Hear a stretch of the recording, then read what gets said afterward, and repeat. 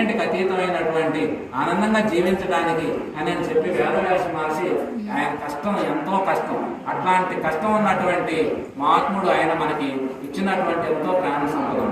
ఈ దేవాలయ వ్యవస్థ ఇవన్నీ కూడా, దేవాలయం లేకపోయినా దేవుడు ఉన్నాడు, కానీ ఆ దేవాలయం పెట్టుకోవటం వల్లే మనం రాముడు అంటే ఏమిటి, ఎలా బ్రతకాలి, ఆయన జీవితం ఎలా ఉన్నది అని దాన్ని ఆదర్శంగా తీసుకున్నాం. భార్యాభర్తలు ఎలా ఉండాలి, అన్నదమ్ములు ఎలా ఉండాలి, తండ్రి కొడుకులు ఎలా ఉండాలి, అత్తామామల పట్ల ఎలా ఉండాలి, అసలు రాజకీయ ప్రవర్తన ఎలా ఉండాలి, ఒక క్షత్రియుడిగా గ్రామాన్ని పరిపాలించే సర్పంచ్ ఎలా ఉండాలి, ఇవన్నీ మనకు రాముడు నిదర్శనం. ఈ అంత జ్ఞానం కృష్ణుడికి 8 మంది భార్యలు, 81 మంది సంతానం, పెద్ద సంస్థ బ్రహ్మాండంగా. అయినా ఎన్నున్నా కూడా ఆయన ఎప్పుడు ఒంటరిగానే, ఒంటరిగానే వేణుగోపాల స్వామిలోనే మనం ఎక్కువగా ఆరాధిస్తాం. గీతా కృష్ణుడు.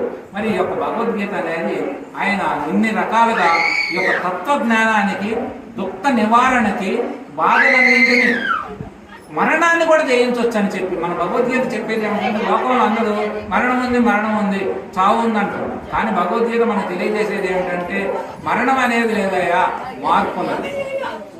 మార్పు అంటే ఏమిటంటే దేహాన్ని మార్చుకుంటాం, దేహ మార్పిడి జరుగుతున్నదే తప్ప ఆత్మకు అనేది మరణం లేదు, చావు లేదు. ఆ ఆత్మే నీవై ఉన్నావు, నీవే ఆత్మై ఉన్నావు, నీ ఆత్మే సృష్టి అంత అయి ఉన్నది అన్నది. కాబట్టి మరణం నీకు అనేది లేదు.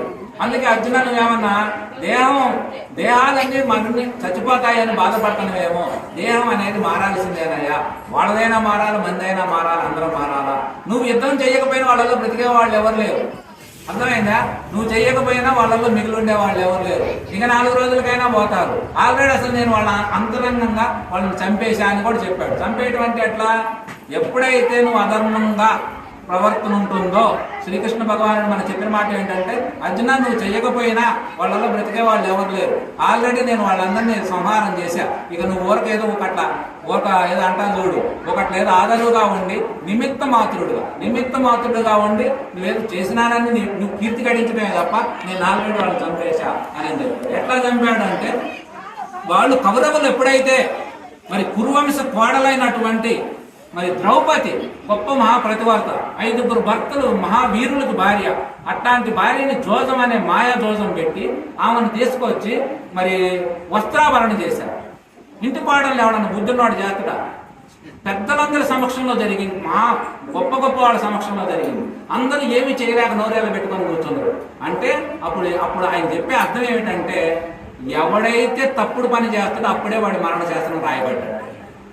కురువంశ కోడలు ద్రౌపదిని ఎప్పుడైతే వస్త్రాభరణం జరిగిందో అదే రోజు కౌరవుల మొత్తానికి వాళ్ళు ఆల్రెడీ మరణశాసనం రాసుకున్నారు. అయిపోయింది, నువ్వు సంపాదించాలి. ఎందుకంటే నువ్వు చేసిన పాపమే నిన్ను చంపుతా ఉంటుంది. ఈ మధ్య మనం 4 ఏళ్ల క్రితం చూసాం, ఏదో ఒక అమ్మాయిని చేసిపోయి 4-5 పరాభవం చేశారు, తెల్లారి పొద్దున్నే కాల్ చేశారు. అంటే ఏమిటి?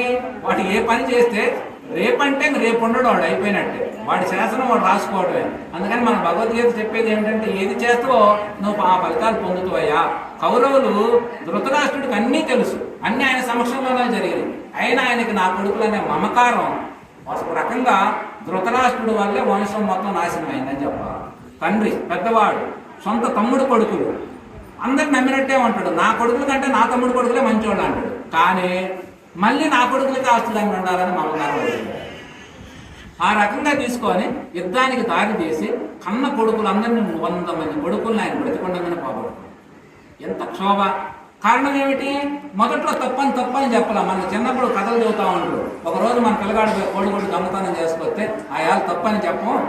తర్వాత వాడు కోడిగుడ్డు నుంచి కోడికి పోతాడు, ఆ తర్వాత పక్క వాళ్ళు కోడికి పోతాడు, ఆ తర్వాత పెద్ద చేస్తాడు, ఆ తర్వాత జైలుకి పోతాడు. జైలుకి పోయి ఎక్కడో కన్నంలో ఎవడో మెడకాయ కోసాడు. అంటే అర్థమైంది, ఏది చిన్నప్పుడే దాన్ని గుర్తించి దాన్ని మనం తొలగించాలి. అలా తొలగించుకోకపోతే ఏమవుతుంది? అది పెద్దదవుతుంది. వేసిన చెట్టు పెద్దదైన తర్వాత ఫలాలు ఇస్తుంది. ఆ రకంగానే ఎవరైతే వాళ్ళు చేసినటువంటి ఆకృత్యాలు, కౌరవులు పాండవుల మీద చేసినటువంటి సొంత బాబాయి కొడుకులు, అన్నదమ్ములు, ఇవాళ మనకు కొత్తగా వచ్చింది సృష్టి ఆది నుంచే ఎక్కువ యాడ మిత్రత్వం ఉంటుంది అక్కడే శత్రుత్వం ఏర్పడుతుంది, ఎక్కడ బంధుత్వం ఉంటుందో అక్కడే విరోధాలు ఏర్పడుతుంది, ఎక్కడ మమకారం ఉంటాయో అక్కడే అహంకారాలనే ప్రవేశిస్తున్నాయి. ఎక్కువ మన చరిత్రలన్నీ తీసుకోండి, ఇవన్నీ కూడా అంత సొంత వాళ్ళకు వచ్చినటువంటి గొడవలు ఇవన్నీ. వీటన్నిటిని అధిగమించాలంటే ఏం కావాలంటే మనిషికి కాస్తంత విచక్షణ బుద్ధి ఉండాలి, ఏది మంచి ఏది చెడు తెలియాలి. రెండోది కాస్త త్యాగం ఉండాలి. మూడోది వైరాగ్యం ఉండాలి, దైవం పట్ల నమ్మకం ఉండాలి. ఇవన్నీ నీకు ఉన్నట్లయితే నువ్వు అంతగా తారిచేయాల్సిన అవసరం లేదు. ఎందుకంటే భగవద్గీత మనకి ఏం చెబుతుంది? వస్తా తీసుకొచ్చిన వాడు ఏమీ లేరయ్యా, పోయేటప్పుడు తీసుకుపోయిన వాడు కూడా ఏమీ లేదు, పోయిన వాడు తిరిగి వచ్చిన దాఖలాలు కూడా చరిత్రలు ఎక్కడా లేవు కదా. కానీ అయిందేమో ఎప్పుడు అయిపోతూనే ఉన్నది, అవ్వాల్సింది మంచిగా అవుతున్నది, అవ్వబోయేది మంచిగా అవుతున్నది. అందుకని నువ్వేమి తీసుకొచ్చినావని ఊరికి దుఃఖిస్తావను.